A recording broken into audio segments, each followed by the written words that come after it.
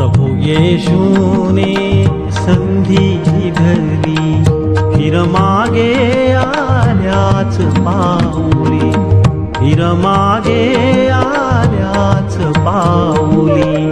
टाक पातके येशू जवळी, टाक पातके येशू जवळी, तोच खरा कैवारी.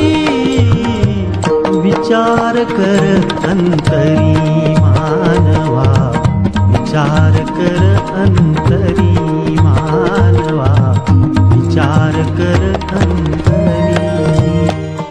प्रभू येशू ख्रिस्तांच्या सर्वश्रेष्ठ नामात आपणांस अभिवादन. पवित्र शास्त्र बायबलमधील मत्तेकृत शुभवर्तमानाच्या 7व्या अध्यायातील 5व्या वचनामध्ये असे म्हटले आहे, अरे ढोंग्या, पहिल्याने आपल्या डोळ्यांतले मुसळ काढून टाक, म्हणजे आपल्या भावाच्या डोळ्यांतले कुसळ काढण्यास तुला स्पष्ट दिसेल. येथे प्रभू येशू ख्रिस्त डोंगरावरील प्रवचनात मनुष्य स्वभावाचा विकृतपणा कथन करीत आहे. मनुष्याला दुसऱ्याच्या डोळ्यांतले कुसळ दिसते, परंतु स्वतःच्या डोळ्यांतले मुसळ मात्र दिसत नाही.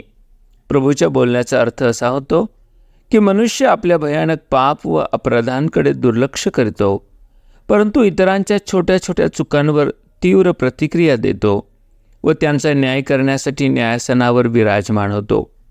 अशा भयानक पापाचा परिणाम परमेश्वराने नरकाग्नी ठरविलेला आहे. मनुष्याचे पाप, त्याच्या पापाचा दंड, त्याच्या पापाचा परिणाम म्हणजेच मरण व परमेश्वराच्या क्रोधापासून त्या मनुष्याचा बचाव व्हावा म्हणून प्रभू येशू ख्रिस्ताने स्वतःचे अर्पण केले.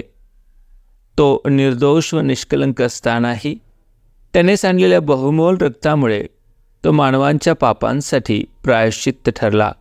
आजही जो कोणी त्याच्या मरणावर व पुनरुत्थानावर विश्वास ठेवतो त्या प्रत्येकासाठी तो प्रायश्चित्त ठरतो.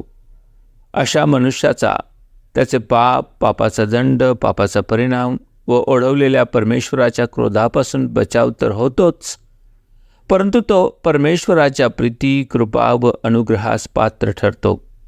आपण देखील प्रभू येशू ख्रिस्तावरील विश्वासाच्या द्वारे तारण साधून परमेश्वराच्या समक्षतेमध्ये येऊ शकता. परमेश्वर आपणास कृपा पुरवो. धन्यवाद. काळ चालला धावत धावत, काळ चालला धावत धावत, नच थांबे क्षणभरी. विचार कर अंतरी मानवा, विचार कर अंतरी.